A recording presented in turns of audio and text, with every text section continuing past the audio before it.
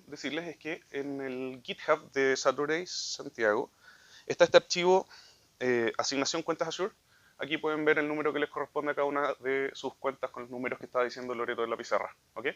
Para que saquen de ahí el número, la idea es que no abran dos personas la misma cuenta, sino se van a sobreescribir los archivos que van a estar generando. ¿Ok?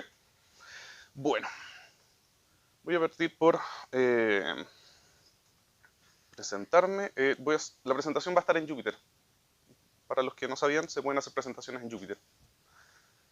Esta es la sesión número 7 de Saturday AI. Les voy a hablar principalmente sobre clasificación multietiqueta, segmentación de imágenes. Esta es una traducción al español de la clase de Fast AI, hecha por mí para, bueno, ustedes. Sobre mí. Mi nombre es Fernando Javier Bernuy Bamondes. Como dijeron antes en la presentación, soy ingeniero civil electricista de la Universidad de Chile. Horrible, ¿no?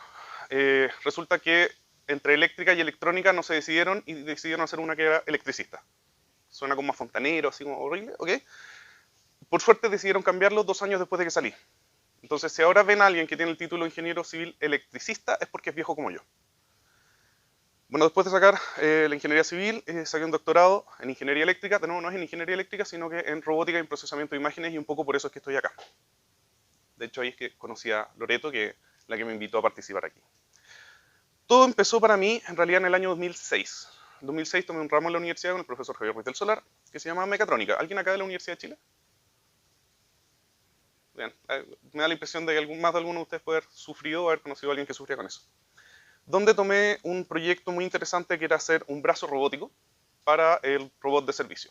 Ese robot de servicio, algunos meses después teníamos que ponerle nombre y soy uno de los culpables que le hayamos llamado Bender, que es el robot que está acá en las imágenes.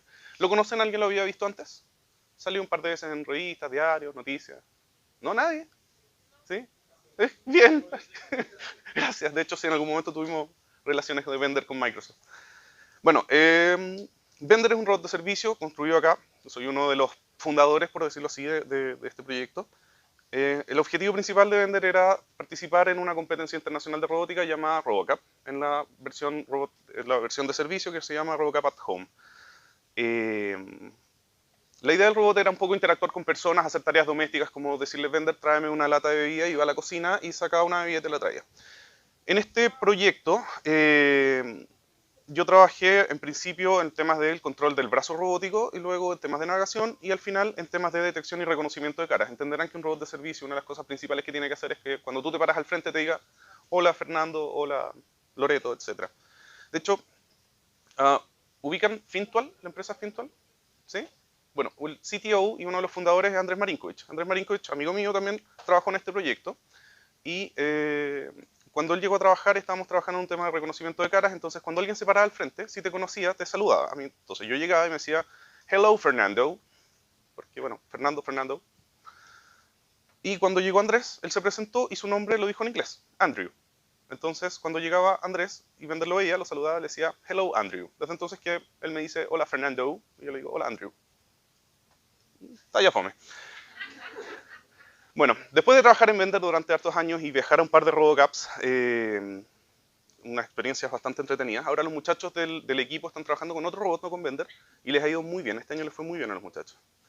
Bueno, después de terminar el pregrado, decidí trabajar en un tema un poquito más relacionado con la industria. Me dije, bueno, ya jugar con robotitos sería raro decir, onda, trabajé durante años en un robot de servicio y quiero trabajar en una minera. Entonces, era un poco complicado y estaba este otro proyecto que era de conducción autónoma de vehículos enfocado a la minería.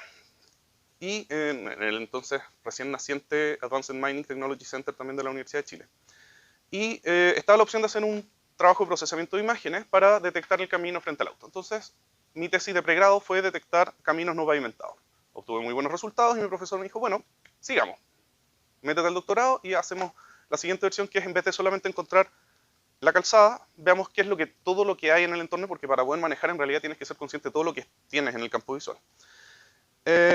Ahora, en ese entonces, 2011, Deep Learning todavía no explotaba. De hecho, el trabajo importante que da como un inicio al tema de Deep Learning moderno es el trabajo de Alex Krichevnik, disculpen, de AlexNet, que es el que ganó la ImageNet en 2012. Entonces, claro, esto fue antes de eso y mi propuesta de tesis era hacer un detector de árboles, un detector de peatones, un detector de autos, un detector de señalíticas, de semáforo. Entonces tenía una lista en mi tesis que eran alrededor de 20 detectores distintos y para cada uno tenía que hacer una base de datos y hacer la base de datos, etiquetarla y luego etiquetarla, entrenar a un sistema y que la cuestión funcionara y que todo esto funcionara recién para poder hacer mi tesis. Por suerte, lamentablemente, muchos años después, en 2015, el ICC es una conferencia muy importante de visión computacional, International Conference in Computer Vision, y pude presentar mi trabajo de tesis en un workshop y ahí aproveché de ver qué es lo que estaba pasando.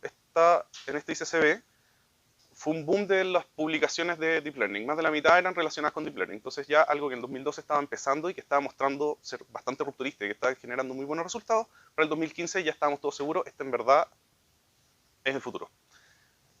Y pude ver esta base de datos, Cityscapes, que es una maravilla de base de datos para segmentación. Si quieren ver un trabajo bien hecho de una base de datos así espectacular, es Cityscapes, porque es una base de datos financiada por Daimler, por Mercedes-Benz, y que contrataron a estudiantes de ingeniería alemanes para etiquetar las imágenes. Entonces están con una precisión inmejorable. No podéis tener mejor mano de obra que esa.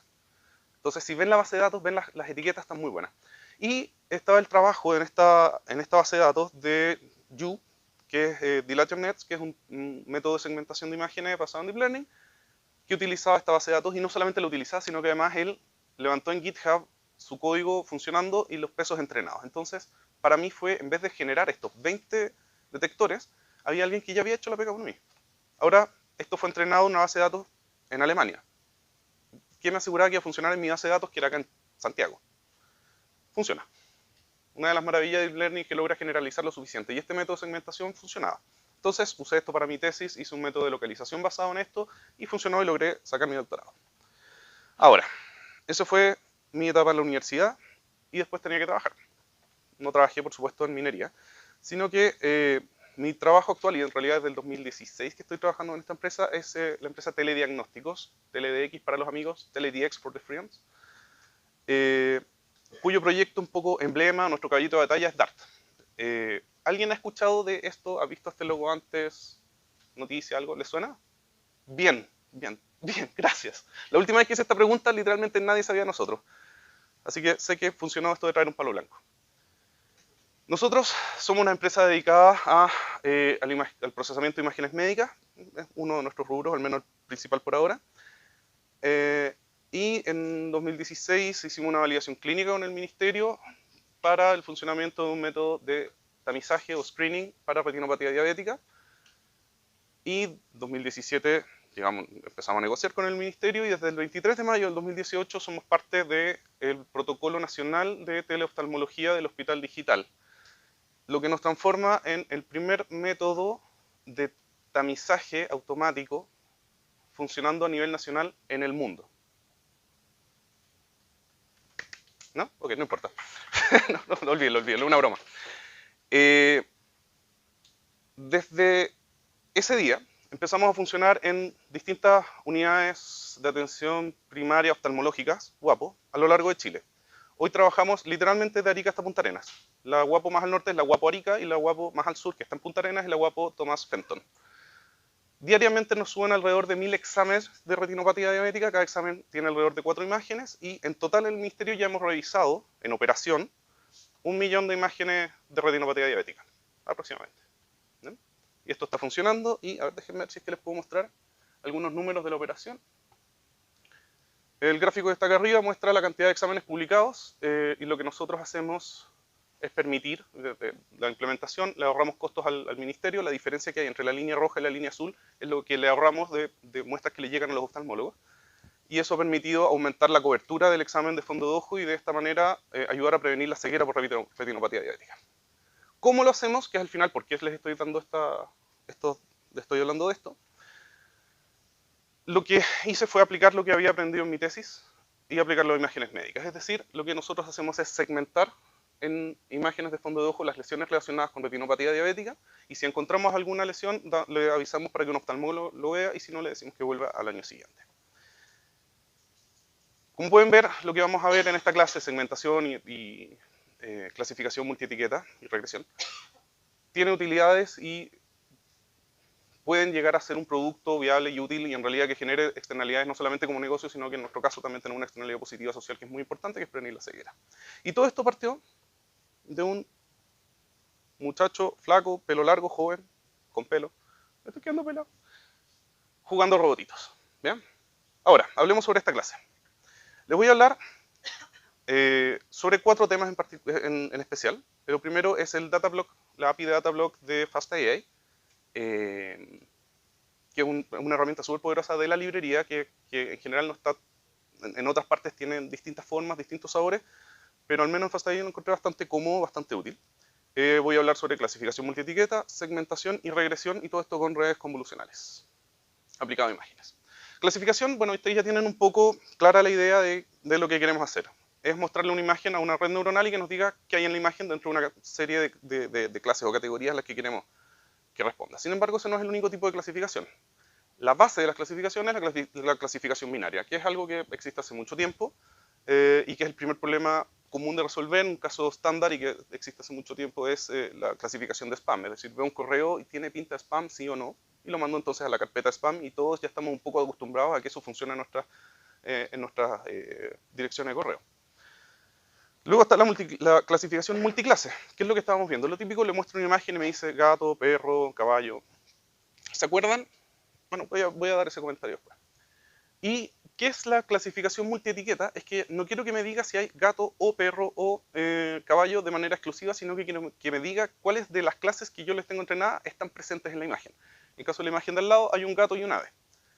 Podemos imaginar que si esa imagen se la pasara a un clasificador multiclase y por algún motivo estuviese entrenado con grifos, al ver un gato y un pájaro podría creer que hay un grifo, que es una mezcla de un pájaro con un gato. En fin. Y eso vamos a ver un ejemplo de esto. Vamos a entrenar un clasificador multietiqueta, no con animales, pero con imágenes del planeta, imágenes satelitales del planeta. La segunda tarea, me quedó chica la imagen, es segmentación, que es lo que yo hago, lo que yo hice en mi tesis y lo que hago ahora en la empresa. Que es también un problema de clasificación. Lo que queremos hacer acá es para cada uno de los píxeles asignarles una clase determinada. Ya no quiero decir qué hay en toda la imagen, sino que quiero saber exactamente a este píxel, o en algunos casos grupo de píxeles, a qué corresponde, a cuál de estas n clases. En este caso se ven píxeles asociados a un caballo y píxeles asociados a una imagen. ¿Y por qué el nombre segmentación? Porque al tener asignados estas clases genero segmentos, grupos o bloques de píxeles, segmentos, que van a tener un significado semántico. De hecho, esta tarea de segmentación también pueden encontrarlos llamado como clasificación densa o como segmentación semántica. Todos se refieren a la misma tarea, que es darle valor a los píxeles, darles clases a cada uno de los píxeles. Finalmente vamos a hacer un ejemplo de regresión. No es este el caso, este es un caso un poco extremo, pero lo que quiero hacer ya no es pedirle a la red que me diga una clase, sino que me dé un número. En este caso, el número que quiero que me entregue son algunas coordenadas. En el ejemplo que vamos a utilizar, una base de datos de caras, quiero que me dé la coordenada del centro de la cara o de la cabeza de la persona que está en medio de la imagen. Entonces, entenderán que ya no quiero entrenar diciéndole A, B o C, sino que es un número. 35, 43, y de hecho son dos números, X e Y. Entonces, ya no es la misma tarea y el algoritmo que necesitamos y los datos que necesitamos entregarle a la red neuronal son distintos. Y al ser todo distinto, las configuraciones un poco estándar de las librerías de Machine Learning requieren una flexibilidad para poder incorporar esta información. Aquí es donde entra un poco Datablock API. Dame un segundo. Que agrupa un montón de tareas que uno en algunas librerías hay que hacer en distintas etapas. Lo normal es tener una base de datos, disco duro, en algún sistema de archivos con algunos nombres, con quizás un archivo CSV diciéndonos qué es esta imagen y qué etiquetas tiene. Luego necesito alguna manera de separar estos archivos, de leerlos, leer la etiqueta y generar dos conjuntos de datos, dataset, que es el de entrenamiento y el de validación, en algunos casos también el de test. Luego tengo que decirle alguna parte de software o programarlo yo mismo, algo que haga preprocesamiento, que recorte ciertas partes, que le ponga algún tamaño, que haga alguna corrección de color, que mejore el contraste, en fin. Operaciones como estas, muchísimas que se pueden necesitar. Luego se debe hacer algo que tome esta base de datos que ya está preprocesada, que ya está corregida, y que se la sirva al entrenamiento, porque si recuerdan de la clase anterior, en el entrenamiento se reciben grupos pequeños de datos, se reciben mini batches cuando se entrenan redes neuronales convolucionales o deep learning en general. Entonces necesito algo que tome la base de datos grande y aleatoriamente saque muestras de ahí y las sirva para que el entrenamiento vaya iterando. Y en el caso de entrenamiento, se debe además aplicar una técnica que es Data Augmentation, que incluye hacer algunas modificaciones a las imágenes y que ha demostrado dar mejores resultados al final en las tareas de clasificación, segmentación, en fin. Y este Data Augmentation no tiene que ir en validación, entonces son elementos distintos, tienen que estar programados distintos. ¿Cuál es la gracia del Datablock? Es que agrupa todo esto en una sola tarea y lo hace de una manera bien estructurada que nos permite hacernos solamente 6 preguntas y hacer 6 líneas de código que van respondiendo a esto, que es dónde están los datos y cómo los obtengo, cómo separo los datos en entrenamiento de validación, cómo leo y uso las etiquetas, qué transformaciones utilizar, el tema del preprocesamiento que les comentaba y el tema de Data Augmentation. Luego, cómo agregar un conjunto de test, esto es opcional, no siempre uno utiliza un conjunto de test, de hecho en esta sesión no vamos a usar conjunto de test. Y cómo transformar todo lo anterior a un data bunch. Data bunch es el objeto que le entregamos al entrenamiento. ¿Bien? Así que vayamos al primer ejemplo para ver cómo se utiliza todo esto.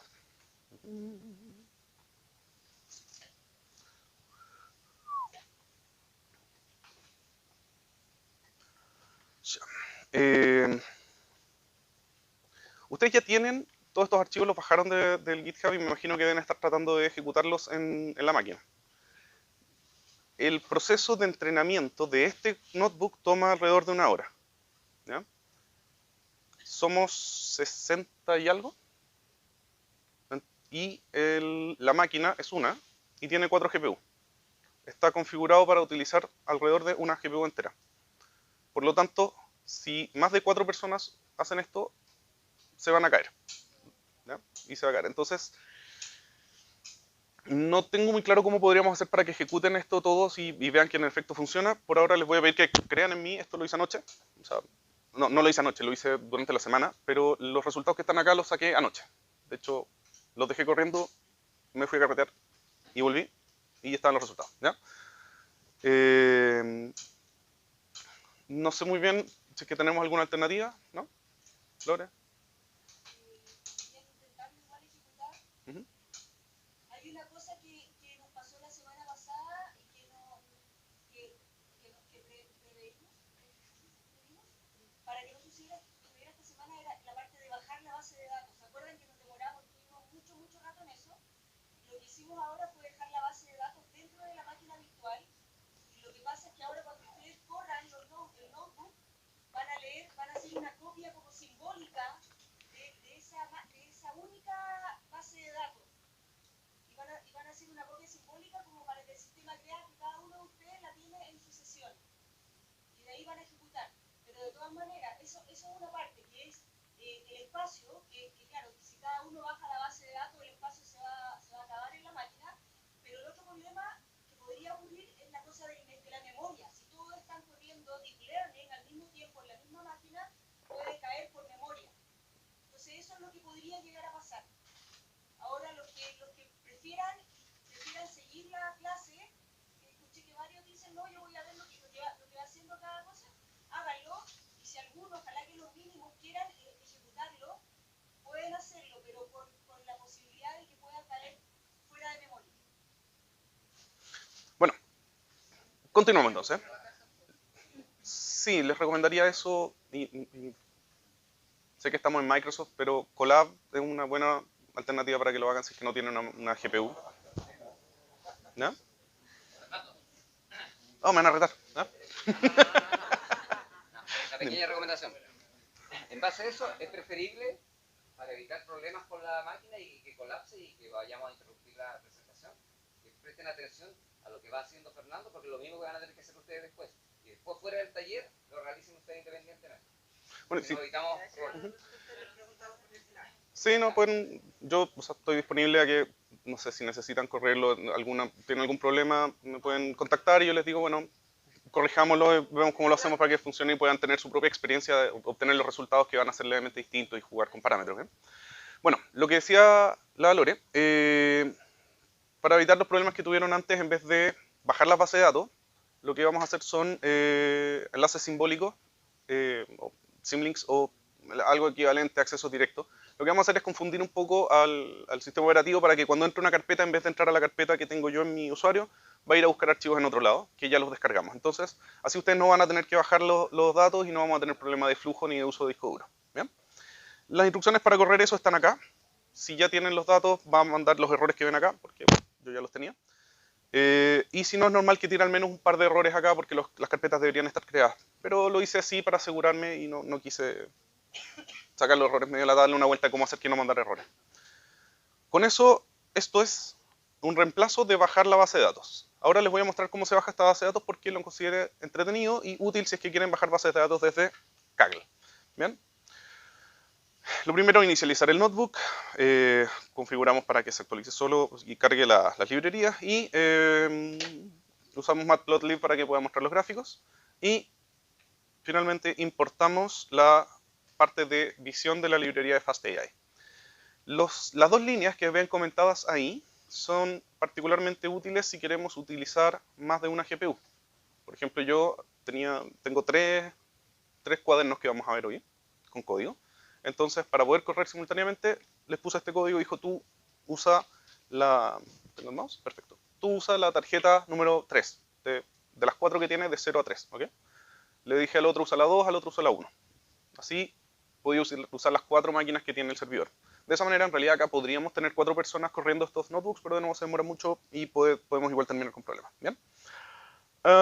Inicializamos esto y ahora vamos a ver el tema de la base de datos. Esta base de datos no está disponible dentro de las que están dentro de las cosas como automáticas que ofrece FastAI, que aquí está la página de las bases de datos y podemos ir a mirar qué es lo que ofrece. Pueden ver que está en NIST, en FinCifar. Hay varias alternativas, estas son bastante... genial, gracias. Son bases de datos bastante conocidas y están disponibles de manera fácil para poder utilizarlas en FastAI. Con solo un comando ya las estás descargando y están disponibles y son compatibles al final con todo lo que está en FastAI. Estas son bases de datos de clasificación, de Natural Language Processing, de NLP, y Image Localization, en particular, Cambide es una de segmentación que es la que vamos a utilizar en la etapa de segmentación. ¿Bien? Si ustedes utilizan esto para algún efecto académico, citen. En verdad, esta gente trabajó, recibió fondos y hicieron un trabajo bastante grande en construir esta base de datos que en general son de bastante calidad. Y lo único que piden a cambio es citarlos. Entonces, si hacen algo, pongan la cita. Al final es lo único que el feedback que podemos darle. ¿Bien? Ahora, esta base de datos, Planet Amazon, que es la que vamos a utilizar ahora para el tema de multietiqueta, no está disponible en esto por temas de derecho de autor y hay que inscribirse en Kaggle y sacar un token de Kaggle y vamos a ver ese proceso rápidamente. De nuevo, acá no lo hagan porque como estamos acá ya está descargada la base de datos, no es necesario. ¿Bien? Lo primero que se necesita es instalar el paquete de Python de Kaggle. De nuevo, no es necesario porque por eso lo tengo comentado. Y hay que subir las credenciales. ¿Cómo se hace eso? Hay que ingresar a la cuenta de Kaggle. No vean mi contraseña, por favor. Entran a su perfil, en la parte de cuenta. Están estos dos botones. Create New API Token. Si lo apretan van a descargar un archivo .json, que es un poco su credencial dentro de Kaggle. Esta la tienen que copiar y disponibilizar en la carpeta base donde estén corriendo el notebook. ¿Bien? Si quieren, una vez que hagan eso, borrar el token para que nadie desconfíen de la máquina donde dejaron el token, lo pueden hacer expirar y con eso el archivo deja de servir. ¿Bien? Luego hay que mover ese archivo a la carpeta .kaggle, ya sea en Windows o en Linux, dependiendo de la máquina que estén utilizando. Y finalmente hay que entrar a la competencia que queremos utilizar y aceptar las reglas. Vienen a la tab de reglas. Y aquí debería haber, no me acuerdo si acá al principio o al final, debería haber un botón de acepto las reglas, que es típico, he leído los términos y condiciones. Bien. Una vez que hagan eso, configuramos el path donde quiero guardar, donde va a estar todo, que es donde están los datos de FastAI. Aseguro que esté en la carpeta, yo ya lo creé en el comando anterior, pero si es que no hacen el anterior, esto va a hacer la pega. Aquí está el ejemplo de dónde está guardada la base de datos, o dónde va a quedar guardada porque todavía no la descargo. Mi usuario es instructor 1 en la máquina, por eso este es el path. ¿Bien? Y con estos comandos que están acá se descargan desde Kaggle los archivos con las imágenes y con las etiquetas. Estos son los JPG y estos son el CSV que dice para esta imagen estas son las etiquetas. Se descomprimen las etiquetas, que es la versión simple con zip. Sin embargo, las imágenes vienen en un formato 7Z y para eso necesitan un paquete distinto. Deberían instalar esto en caso de Linux. Prueben de todas maneras correr el comando que está acá abajo, con eso debería bastar. Si es que está todo instalado, si es que alguien ya lo instaló por algún motivo en su máquina o le instalaron y no se dieron cuenta. Si no, alguien se dio el trabajo de incluir este comando en Conda. Entonces pueden utilizar esto para instalar el descompresor al final de la base de datos. Y con esto vamos a tener la base de datos en el disco duro. Ahora, clasificación multietiqueta. Ya tenemos descargada la base de datos y lo que nos interesaría es ver qué hay en esta, qué es lo que bajé, cómo están organizadas las etiquetas dentro de estos archivos. Vamos a utilizar pandas. ¿Ubican pandas? Esto he sido un poco negligente, debí haber parado un par de veces a decir si tienen alguna pregunta. ¿Alguien tiene alguna pregunta de todo lo que he hablado hasta ahora? ¿Seguros? Perfecto.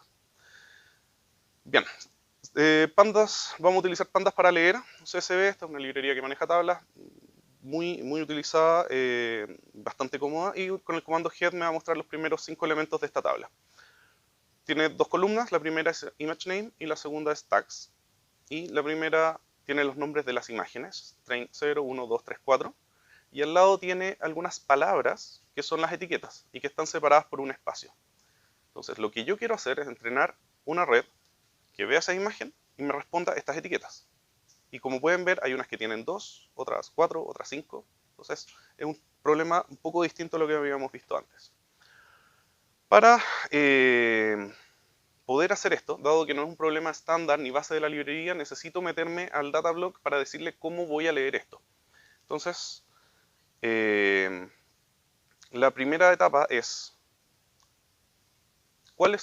dónde están las imágenes y cómo están las etiquetas, y cómo las cargo. Entonces, el primer objeto, ImageList, me permite cargar desde un CSV el archivo CSV y me va a decir, ok, le voy a decir con estos comandos, estas son las imágenes, estas son las extensiones, están en esta carpeta, para que las pueda leer después. ¿Bien? ¿Entienden a todo esto? Este comando de acá, a mí me pareció bastante raro cuando lo vi. Por lo que entiendo, es común como en JavaScript, más que en Python. El hecho de ponerle varios puntos y llamar como varias funciones esta función. Esto es equivalente a esta línea de acá. ¿Ya? Ahora, si ven la línea abajo, es harto más densa y más complicada de leer. Entonces, ok, tiene un beneficio que se lee más fácil. Esta es otra alternativa de leer lo mismo. Lo que hago es, llamo al ImageList from CSV y me retorna un objeto de tipo ImageList. Luego, llamo a la segunda función, SplitByRand, que lo que hace es separar entre entrenamiento y validación un 20%. Agarra un 20% de los datos que vienen en este archivo CSV y los asigna para validación. Y eso se lo asigna hace esta separación y devuelve de nuevo el mismo objeto. De hecho, creo que el source al principio no es necesario en estas dos líneas, pero lo puse igual porque no quise probarlo, está un poco apurado. Y tercero, al mismo objeto le digo las etiquetas, léelas desde el archivo que leímos del CSV. El df es un data frame, que es el objeto que leyó de pandas. ¿Bien? Desde el data frame que leíste cuando te dije lee el CSV, ahí están las etiquetas y la manera en la que están separadas las distintas etiquetas es con un espacio. Aquí le dije, este es el archivo, acá están las imágenes y así interpretas las etiquetas. ¿Ya? Esta es la primera parte, que es ahora puedo leer la base de datos. Disculpen, salté de una idea a otra. ¿Por qué esto está escrito así o por qué se puede escribir así? Porque tiene un paréntesis afuera. Este paréntesis al principio y al final es solamente para algo visual. Si no pones eso, no pones estos paréntesis, tienes que poner el backslash que está acá. Pero es más feo que poner el paréntesis. Es una cosa meramente estética. ¿Ya? Ahora se ve bonito, creo. Bien. Entonces ya tengo un objeto que sabe leer las imágenes y sus etiquetas de del disco duro. Ahora, quiero agregar transformaciones. Les comenté antes que hay una etapa de preprocesamiento y de data augmentation que hay que agregar. Vamos a utilizar la función getTransforms y le voy a decir, haz un flip vertical, es decir, toma la imagen y da la vuelta. Le voy a decir, modifica un poco la iluminación en un 10%, puedes hacer un poco de zoom. Esto es aleatorio. Puedo en algunas imágenes hacer zoom y le digo no hagas warp. Warp es un tipo de deformación de la imagen. Ahora son 4 condiciones y las condiciones que se pueden hacer en Data Augmentation son más. Entonces, si venimos acá a la API de getTransforms, podemos ver que en realidad tiene enmascaradas muchos más valores que tienen, o sea, muchos más argumentos que tienen valores por defecto. Es importante que ustedes sepan qué transformaciones se está ocupando. Porque si yo agarro y digo getTransform, paréntesis cerrado, no es que no haga nada, sino que está haciendo un montón de cosas atrás que son por defecto. Por ejemplo, por defecto hace flip en este sentido. Eso es algo muy común de hacer, de hecho el flip vertical también, pero ¿se les ocurre algún caso en el que no se necesite o no puedas, no sea conveniente hacer un flip horizontal? ¿Mm? Texto, letras, en fin. Son cosas que un 7, si lo ves así, lo das vuelta, deja de ser un 7. ¿Bien? Entonces, ese tipo de data augmentation sirve acá porque estas son imágenes satelitales. O, por ejemplo, el gato. Si agarras el gato y lo das vuelta, sigue siendo un gato. En verdad la simetría aquí da lo mismo, entonces puedo hacer eso. ¿Puedo hacer un flip vertical del gato? Dime. ¿Qué cosa? Bien. Una de las cosas que vino de la mano también con el trabajo de Alex Krzyzewski fue... Krzyzewski, ahí me sale bien.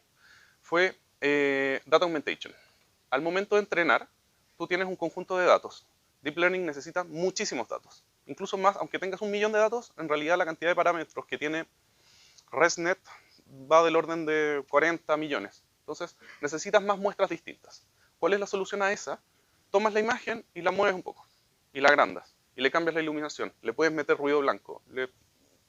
Cualquier cosa que le hagas y que tú puedas decir, después de la transformación todavía veo lo mismo, o la etiqueta sigue siendo válida, te va a ayudar a que el sistema sea más robusto. En el caso de los gatos, si tienes un gato mirando para acá, y después lo das vuelta y tienes un gato mirando para allá, sigue siendo un gato.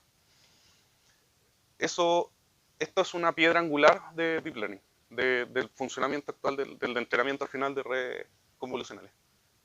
Data Augmentation es, si lo sacas, en verdad nada funciona. ¿Bien? Los parámetros. Aquí hay una lista de qué es lo que hacen. Flip horizontal, vertical, la máxima rotación en grados, máximo zoom, o sea, que tanto agrando o achico la imagen, cambios de iluminación y contraste, warp, que es un tipo de transformación. Más adelante les voy a dar un ejemplo de esto de Data Augmentation. Y la probabilidad de hacerlo sobre las muestras, porque yo no quiero que todo esté cambiado tampoco, pero me interesa que sea un porcentaje alto. Y el valor por defecto de las transformaciones afines, es decir, rotación, flip, warp, es un 0,75. Toda esta información, todo esto que les dije, todas estas cosas que se hacen, si ustedes ponen transform entre paréntesis, los hace igual, solamente que ustedes no se dan cuenta. ¿Ya? Por favor, cuando hagan esas cosas, vean principalmente para temas de reproducibilidad. Si quieres reproducir al final tus resultados, si quieres entrenar en alguna otra base de datos o necesitas usar otra librería, tienes que saber que esta librería en particular hace esto. ¿Ya? Cuando colocas los parámetros ahí, solo hace los parámetros. Claro, no. Esto usa estos parámetros y los parámetros que tú no incluiste, usa los que tienes escritos por defecto. Por ejemplo, me devuelvo acá. Acá, el doFlip, el parámetro doFlip, viene por defecto en true. Entonces, le pones false y lo va a dejar de hacer el flip. Entonces, por ejemplo, si queremos entrenar en MIST, que es de letras, o es de números, bueno, en fin. Si quieres entrenar texto, tienes que quitarle esta opción. ¿Alguna otra pregunta? Sigamos. Ya obteniendo las transformaciones y entendiendo un poco qué es lo que está detrás, digo, ok, agarro la transformación y le agrego un último parámetro, el tamaño. Quiero que la imagen que salga de la transformación sea de 128. ¿Bien? Ahora las imágenes con las que voy a entrenar son tamaño 128 por 128. A este objeto, source transform, de nuevo tenemos algo escrito entre paréntesis que es para poder poner el puntito abajo en vez de al lado, que nos quede una línea muy grande. Entonces esto nos permite que sea un poco más legible, pero en la práctica no afecta en nada. Le digo, dame el data bunch. Aquí por fin estamos terminando de tomar los datos desde el disco duro y disponibilizárselos a la librería. Un último detalle, normalizar con respecto a ImageNet, porque voy a utilizar como base una red entrenada en ImageNet, con parámetros de ImageNet. Entonces necesito normalizar con respecto a eso y de aquí en adelante esta normalización la voy a tener que usar siempre.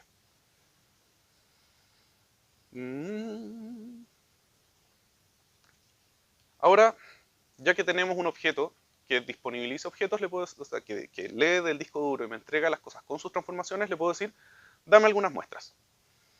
Acá 9 muestras de la base de datos para que entendamos de qué se trata. Podemos ver una imagen parcialmente nublada. Primary no sé muy bien qué significa. Y B, pero sí, primario, pero no sé qué significa dentro de la imagen. No sé, por ejemplo, si dijera bosque, ok, veo bosque, pero primario no sé qué tipo de terreno se refiere. Y B, agua. Si me preguntan, yo no veo agua, pero le creo. Aquí hay clear y primario. Puede ser, puede ser. Acá se ve haze, que es neblina, acá se ve agua y agricultura.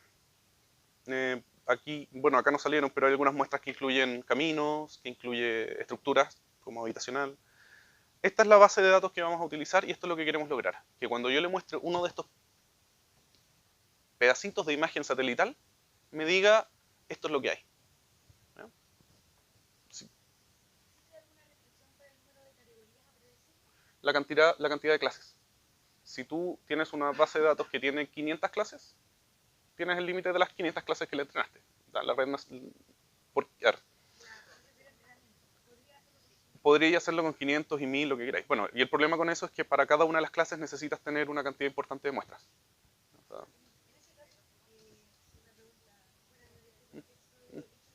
¿Mm?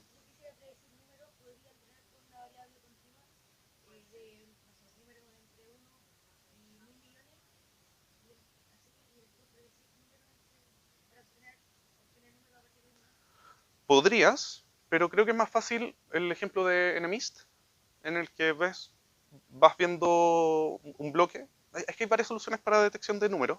Yo creo que esa no es la más eficiente. ¿Puede funcionar? Yo creo que sí. ¿Ya? Pero probablemente el error que te va a dar no te va a gustar porque probablemente quieres el número que está escrito ahí y ningún sistema es 100% perfecto y te va a dar exactamente el número. Siempre va a tener algún grado de error y puede ser que te agregue unos decimales que no querías. ¿Ya? En caso de detectar números, yo te diría, agarra la imagen, recórtala en partes, ve, los números suelen estar separados por un espacio en blanco. Busca esos espacios en blanco, separa los pedazos y pásaselo a una red neuronal que encuentra números. Y un número a la vez, un entero. Cuéntame. Sí.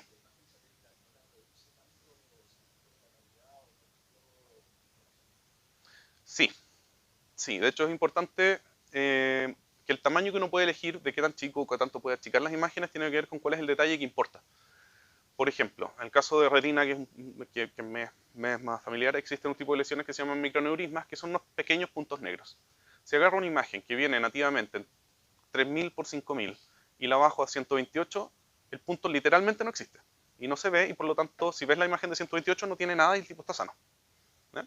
Entonces, el tamaño al que uno puede llegar a reducir esto tiene que ver con la aplicación. Y en este caso el 128 viene porque las imágenes en la base de datos original están en algún tamaño, no sé cuál es el tamaño original, y puedo jugar con achicarlo un poco. Ahora, un truco que vamos a usar acá, y que lo consideré bastante clever, es que entrenan primero con la imagen en 128 y luego con una etapa más grande. Y se podría incluso seguir agrandando. Es decir, entreno con 128, tengo un resultado, utilizo ese resultado para entrenar como base para entrenar de nuevo, itero, y puedo ir agrandando la imagen para ir incorporando al final los detalles que me voy comiendo en la chica. De hecho, en el video de esto, él dice que llegó como hasta 512 y achicarse por debajo de 64 ya no servía de nada.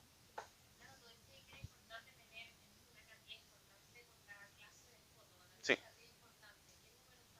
Depende de la cantidad de parámetros y depende Dado que en general partimos de ImageNet, ya hay harto trabajo de las primeras capas que está hecho y tú puedes dedicarte a las últimas. Pero en general vas a poder encontrar una buena relación entre sensibilidad o precisión de tu algoritmo y la cantidad de datos que le pusiste. ¿Cuál es el número exacto? Te diría que depende de la aplicación. Y Pero me podía orientar porque para mí puede ser 10 o 100.000.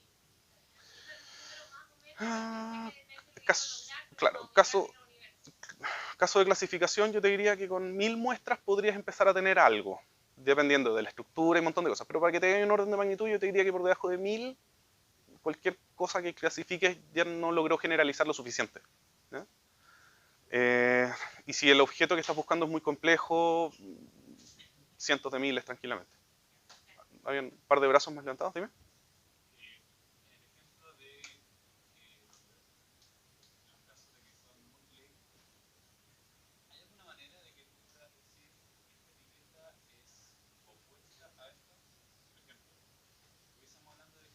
Uh-huh.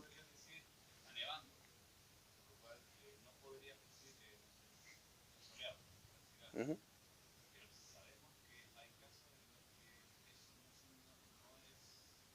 Uh-huh. Claro. Mira, ¿cómo enfrentaría yo un caso así? Lo cierto es que si tú tienes suficientes muestras, podrías esperar que la red neuronal genere esa abstracción. Lo entienda. Diga, esto nunca pasa con esto, y pueda utilizarlo al momento de generar los pesos. ¿Bien? Si es que no lo hace efectivamente en tu entrenamiento, quizás no tienes suficientes muestras para que logre entender eso, puedes tú forzarlo en la salida. Tú puedes hacer tus propias reglas de, ok, tengo estas etiquetas, y dadas las etiquetas y las probabilidades de cada una de las etiquetas, descarto esta porque esta no tiene relación. Y tú puedes agregarle tu propia lógica al asunto. Si me preguntas, eso con suficientes muestras debería poder entenderlo solo. ¿Ya? Pero no puedes forzarle lógica a la estructura de la red. O sea, por cómo funciona, tú no puedes imponerle alguna regla lógica base. Quizás... Es que quizás podría ir en la función de pérdida empezar a agregarle cosas un poco más ad hoc.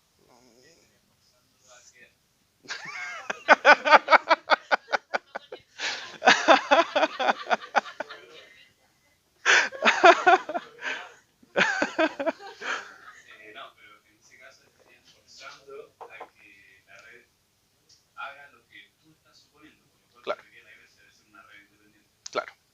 Sí, sí. O sea, por ejemplo, en el caso de las imágenes de detección de cara, tú podrías exigir siempre que los ojos estén arriba de la nariz y la boca.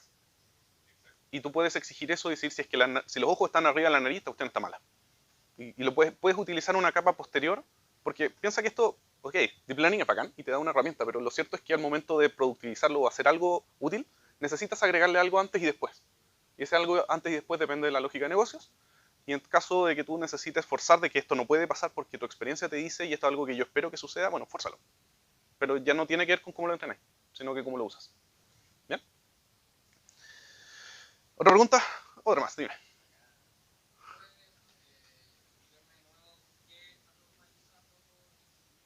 ImageNet. Lo que se hace al momento de entrenar, se le resta la media y se divide por la varianza. La idea es partir entrenando, ojalá con los datos normalizados, porque es más fácil, está demostrado que es más fácil converger cuando tus datos están con media 0 y varianza 1. Y eso es algo que se le aplica a las imágenes de entrada. Entonces, los pesos de ImageNet, al momento de entrenar, esperan que los datos que tú les entregues estén así. Entonces, si les pasas datos que están fuera de esta transformación, probablemente te genere más ruido y te cueste converger y te cueste que los pesos que aprendió se utilicen bien en los datos. Probablemente si quieres cambiar algo así, tienes que darle una etapa de entrenamiento con learning rate bajo para poder cambiar eso. Pero mi experiencia, la vez que se me olvidó poner los valores promedio del entrenamiento, es que los pesos anteriores no servían de nada. Si agarras mi experiencia, porque al final estas son generalmente experiencias. Mi experiencia fue, tengo una red entrenada de nada, y tengo una red entrenada con ImageNet, pero a la ImageNet se me olvidó ponerle los pesos, convergí mejor de nada que de meterle a ImageNet. Al final, si no le puse eso, le agregué ruido al problema, en vez de servirme de los pesos de ImageNet. Más que eso, no sé. Si quieres, prueba. ¿Ok? ¿Alguna otra pregunta? ¿Continuamos? Ya. Volvamos un poco de contexto. Tenemos imágenes satelitales de terreno y tienen n etiquetas, donde n pueden en realidad llegar a ser todas las etiquetas que tiene la base de datos. Ahora necesitamos crear un learner, que al final es el que se hace cargo del entrenamiento, que sepa utilizar esto y que entienda que lo que queremos lograr son múltiples etiquetas. FastAI se encarga, la librería se encarga de resolver esto bastante bien. Utilizamos la misma función de pérdida, pero quiero ver el accuracy de esto, el que me muestra al final, el que yo voy a estar observando.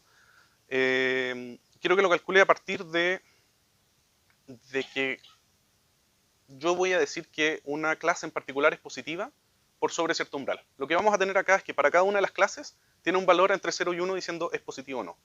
Si se acuerdan, en el clasificador multiclase tienes las n clases y entre todas suman 1. Se ha hecho una capa softmax para que te den la suma total 1 y ahí tomas el máximo y el máximo es el que vas a decir, esta es la clase que detectó la red. Acá lo que voy a decir es que cada una tiene por lo demás una probabilidad independiente del resto y les voy a poner un umbral para decir detecté o no detecté y en este caso voy a utilizar 0,2. ¿Por qué? Porque es un parámetro de entrenamiento que en algún momento se decidió. ¿Bien? Por defecto 0,5 por si no para que no tengan que ir a ver cuál es el valor que está en la clase accuracy thresh. Y finalmente, accuracy thresh, no, en el otro se utiliza otra medida. Entonces, ¿qué es lo que voy a hacer para, aquí está, fbeta. La función de beta para que se utiliza en Kaggle en la competencia, porque lo que me interesa un poco es compararme con cómo les fue a la gente en la competencia, tengo los resultados. ¿Cómo se calcula? Está implementado, entonces no necesito implementarlo, pero si lo necesitan, acá está en la página Wikipedia el F1 score y en particular está el fbeta, que es una versión ponderada. ¿Ok? Sirve de mucho entenderla, me da la impresión de que no, al menos no ahora, no a este nivel. Pero si necesitan entender bien qué pasa, ahí les dejo el link. Voy a decir entonces la arquitectura que voy a utilizar, que es una ResNet 5. ¿Sí? O sea, detecta al final cambios de color. En realidad lo que ves deja de ser solo color, sino que color, textura, estructura, contexto. En verdad para poder segmentar necesitáis mucho más que solo color, porque claro, lo primero que cualquier persona dijo, bueno, quiero un árbol, voy a buscar algo verde. Estos árboles ni siquiera tienen verde. ¿Ya? Buscan mucho más y un detalle distinto y una abstracción más completa. Ahora, si tienes suficientes datos, una red neuronal la puede aprender. ¿Ya? Y bueno, hay una tarea que es distinta, que es segmentación de instancias. Por ejemplo, acá hay dos personas, ¿ya? Y yo veo una sola mancha por persona. En realidad, en algunas ocasiones me gustaría poder discriminar que esta es una persona distinta de esta y son, por lo tanto, dos manchas distintas, que corresponden a la misma clase. Y eso es segmentación de instancias y es un trabajo distinto y a mi parecer es bastante más complejo. Pero no es esto. Dime. En este caso, ustedes están usando la misma imagen para el entrenamiento y para la predicción. No. O sea, Pero es que este es el conjunto de validación. ¿Ya? Estas imágenes no se utilizaron durante el entrenamiento. ¿Ya? Ahora, imágenes parecidas, sí, de la misma base de datos y etiquetadas por la misma persona y todo eso sí está. Pero estas imágenes que estoy mostrando acá no son las que utilizó para aprender los parámetros con los que obtuvo este resultado. Es un poco la gracia del conjunto de validación. ¿Ya? Porque claro, si yo agarro un conjunto pequeño de imágenes, le entrego esta segmentación y luego veo el entrenamiento, probablemente sea espectacular el resultado. Claro, típico problema de sobreajuste. Bien. Quería mostrarles algo, un dato un poco más duro. Ay, me faltó. Esta red de segmentación tiene 41 millones de parámetros. O sea, nosotros logramos hacer que 41 millones de números tuvieran sentido para lograr esta segmentación. Ese es el trabajo que se hizo en este rato. Y el valor que obtuvimos nosotros, que fue un 93% de accuracy, si vamos a ver el paper, este es un paper del 2016, en realidad no es así lo más reciente, pero es un paper que en su momento generó bastante ruido, es bastante interesante la metodología. Y ellos en su paper dijeron que tenían un 91,5, con la misma metodología que hicimos. Esto es completamente comparable a lo que estamos haciendo acá con lo que está publicado. Y nosotros obtuvimos 93, por ejemplo, con transformaciones por defecto de la librería. O sea, hay espacio para mejorar, probablemente si quieren hacer algo. Entiendo que querían publicar los resultados de esto el autor del video. Ya, y me voy a saltar al último video que solo se los voy a mostrar. O sea, la última presentación, el último caso, que es el de regresión. ¿Qué es lo que quiero hacer acá? Hay unas imágenes con unas personas tomadas con webcam que se mueven y hacen así. y que tienen marcado, utilizando un Kinect, detectaron la cara, y lo que nos van a entregar para que nosotros hagamos solamente con imagen es el centro de la cara. Ellos lo calcularon y están unas coordenadas, ¿bien? Acá está de nuevo, para que no tengan que cargar la base de datos, y cargamos el inicio, si es que quieren usar otra GPU. Acá se carga la base de datos, esta vez la base de datos está disponible en FastAI, entonces simplemente con llamar esta línea de acá van a poder bajarlas en sus computadores. Y generamos las etiquetas. Ese es un ejemplo de las imágenes. Son imágenes más o menos pequeñas y tienen una persona, incluso hay algunas personas atrás. Sin embargo, la pose es solamente del que está más adelante. Y aquí hay un ejemplo de las coordenadas. Estas son coordenadas en 3D. Y generamos una función para transformarlas en coordenadas de la imagen. ¿Ven? Acá están. Entonces lo que yo quiero es que para la imagen que vi antes, me entregue este punto. ¿Cómo se ve eso? Así. ¿Alcanzan a ver el punto rojo que está cerca del ojo? Esa es la coordenada, esa es la etiqueta, y eso es lo que le voy a dar a la red para que aprenda. Un número, un float. De hecho, dos floats. ¿No? Dos valores con decimales. Le doy la imagen, le doy eso, y le digo, bueno, haz tu magia. Creamos el dataset con algunos parámetros y le explico, bueno, quiero hacer esto con, aquí están las imágenes, estas son las etiquetas, estas son las transformaciones, de nuevo por defecto.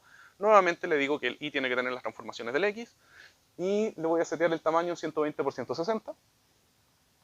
Muestro un batch.